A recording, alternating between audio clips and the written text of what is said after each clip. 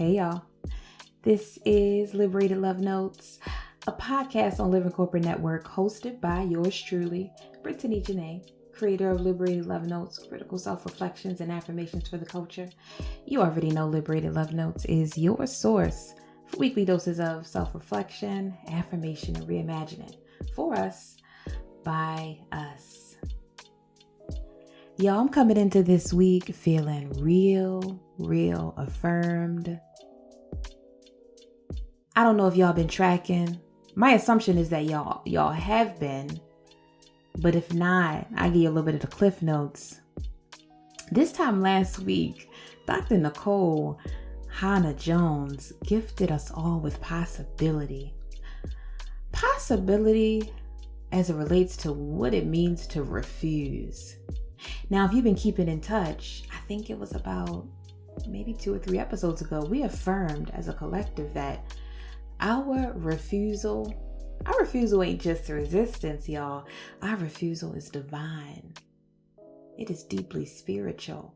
It is transcendent. It is a right. And Dr. Nikole Hannah-Jones did that this past week, y'all. And so at the top of last week, she shared with the world that the University of North Carolina could keep their delayed offer of tenure. Their previously wrongfully denied tenure to Dr. Nikole Hannah-Jones. Upon our assertion of collective, power, there were protests down there. People were speaking out in solidarity. They came to their senses. And yeah, Dr. Nikole Hannah-Jones said, nah. Not only did she refuse, she declared that she would take her gifts, her wisdom, and use it in direct support of building the next generation of Black journalists. Where? At the Howard University School of Communications Journalism program, of which your girl is a graduate of HU. I wonder if y'all knew that. I say all this to say that experiencing Dr. Nikole Hannah-Jones show up in this way this week has been affirming, y'all. What? Our refusal is divine. And if you didn't believe me when I said it, just check out Dr. Nikole Hannah-Jones's praxis. Our refusal is divine. There is a statement, a small quote from her statement, and I believe it's on the NAACP's website. I cannot remember where I first read it. We'll find it and drop it in the show notes, although I'm pretty sure you've read it already. But this is the quote that stood out to me, y'all. For too long, powerful people have expected the people they have mistreated and marginalized to sacrifice themselves to make things whole. The burden of working for racial justice is laid on the very people bearing the brunt of the injustice, and not the powerful people who maintain it. I say to you, I refuse. Dr. Nikole Hannah-Jones. Our refusal is divine, y'all. That'll never get old. It'll never get old. It'll always be timely. It'll always be necessary. I ask that you keep it top of mind. Our refusal to be in spaces, places, engaged in systems that compromise our humanity, that do not serve our sense of self. Our refusal, whatever it looks like to you, is divine. Deeply, deeply appreciative and affirmed. Y'all, this week, I started binge watching Pose. If you haven't watched it yet, and I actually think I'm a little late to the party, Pose is on Netflix. Brilliant. It is a series that is based in New York City and really in a nuance, at least from my perspective, in a very beautifully done way, documents and portrays the experiences of New York City's Black and brown LGBTQ community, more specifically Black and brown trans women, ball culture. It is brilliant, y'all. I'm not going to give too much away. I do want to offer that there is this one scene that struck me and kind of want to use it to tee up this week's Liberated Love Note.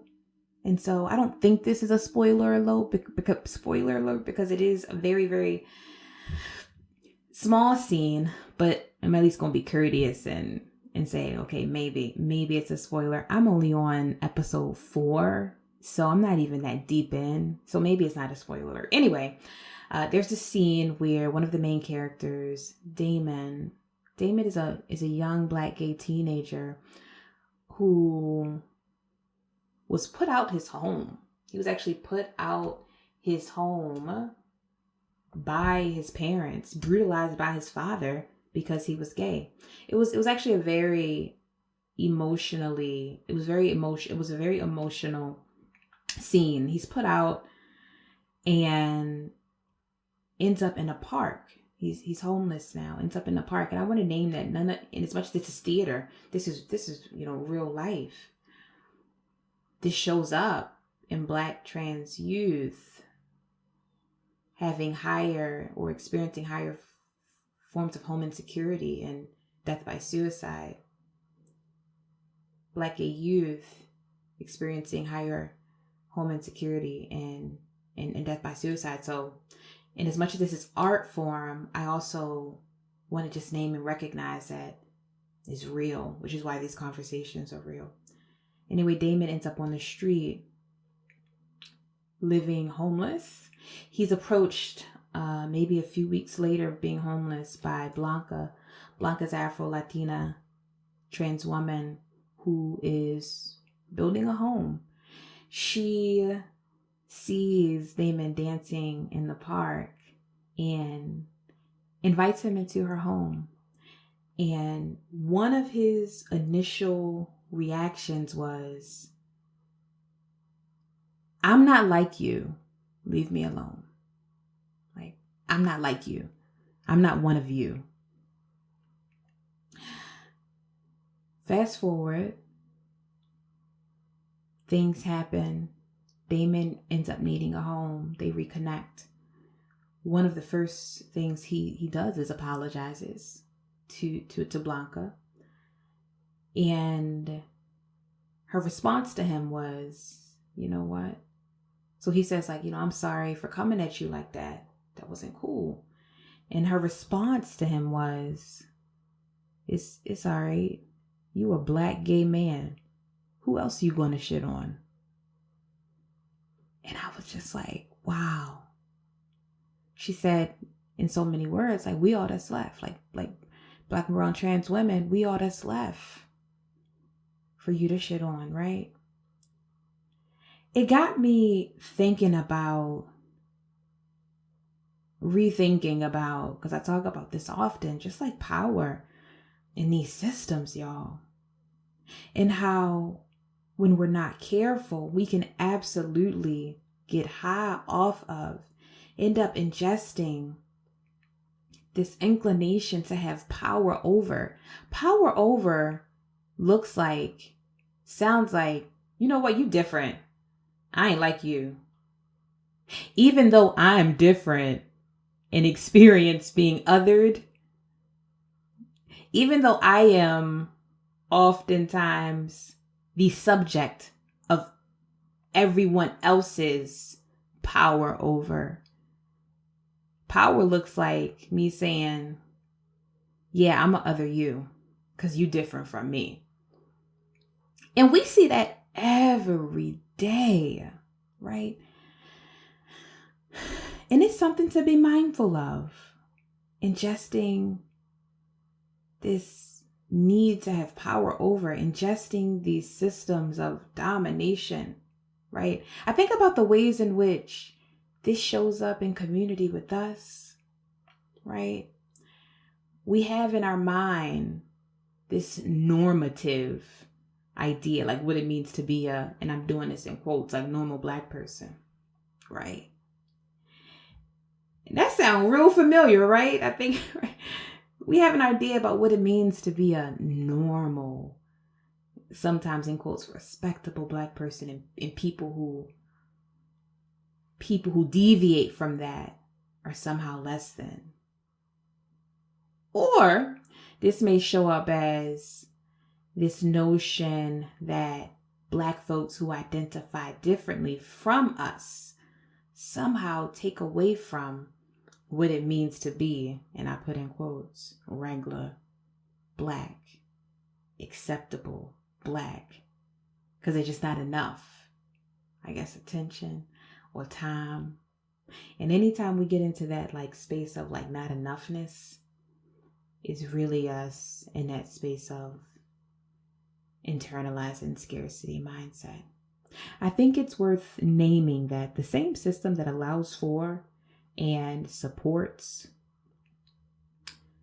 the dehumanization of Black bodies at the hands of white bodies, like that same cultural container is what allows for Black male bodies to harm and disregard Black women, right? Because our, like womanness, we somehow need to separate our Blackness from our womanness. The same system that allows for white folks to like gaslight our experiences. No, that didn't happen like you said. Like that same cultural container expects Black men not to believe Black women when she's been assaulted. It's the same cultural container that will have a Black woman, specifically a Black cisgender woman, suggesting that a Black trans woman is somehow less worthy, less human, lesser than, or Black gender non-conforming person is somehow deviant, right? It's the same cultural container that'll have like Black middle class or high income folks looking sideways or turning their nose up on Black people who wear their clothes differently, Black people who show up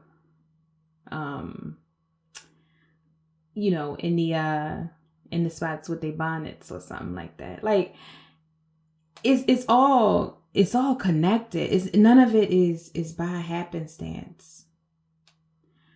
More specifically in the context of when I think about some of the myths worth dispelling and that I have personally needed to unlearn as it relates to the complexity of Blackness, right? I reject this notion that somehow, homophobia is a Black cultural inherent norm. I actually reject that. I reject myths that would suggest that our Black brothers, sisters, siblings who also identify as members of the LGBTQI community are, and I'm putting this in quotes, like that way because white supremacy. I reject that. To the contrast, if you do some research, and it ain't my ministry, y'all, but we'll welcome and invite you to do your own work.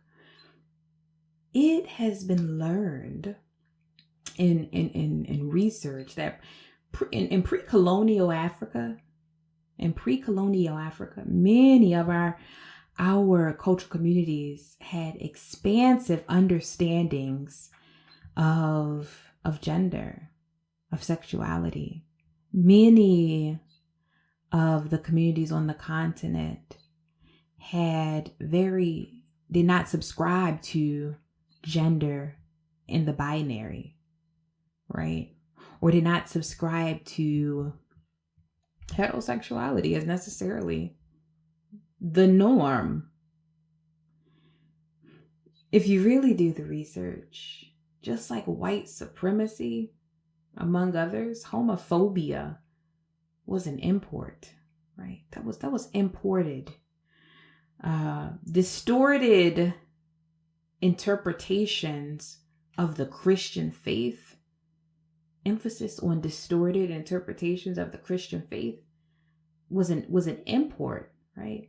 Just like the stigmatization of indigenous forms of spirituality. All of that was imported. That was byproduct of colonialism, which suggests to me that what is truly inherent to us is this ability to understand, right? Is this ability to see humanity, to understand humanity in its complexities? Is this ability to, hold space for, or move beyond rather, the binary, right? To understand and know and feel even when something is not in front of us. How deeply spiritual and brilliant and beautiful to know that our people understood ourselves and humanity in such complex and furthermore nuanced and loving ways. Power over, or wanting to assert power over, I ain't like you. You are somehow less than and different from. You are somehow different from and therefore less than. Power over, that is not, I do not believe our default way of being. I don't. And so we must be mindful. I believe we are loving people. And I believe that loving Black bodies in all our forms and in all our complexities and in all our differences, y'all, loving Black bodies is everything that this system doesn't want for us. And so we must. And so we will. I believe our collective liberation requires it, right? Loving Black bodies. And so if I were to leave you with a liberated love note, affirmation for the week that I'd ask that you keep top of mind, it'd be this: I will not fall into the trap of erasing or disregarding Black people who identify differently from me. Black men, Black women, Black trans people, Black queer people, Black people with disabilities, Black immigrants, Black people who are and have been incarcerated, and Black people at various intersections all matter to my work and liberation. Y'all, I will not fall into the trap of erasing or disregarding Black people who identify differently from me. Not only will I not fall into that trap, y'all, I'm going to affirm. I'm going to actively affirm and honor the humanity and worthiness of Blackness in all its forms and complexities. I do not subscribe to the tools of oppression. I do not and will not lean into this notion of having power over. We do not subscribe to those tools that would suggest some Black bodies are more worthy than other Black bodies. I affirm, I don't just affirm, I affirm and honor the humanity and worthiness of Blackness in all its forms and complexities. I do not subscribe to the tools of oppression that would suggest some Black bodies are more worthy than other Black bodies. Not here, y'all. We better than that. I promise. Catch y'all next time. Peace.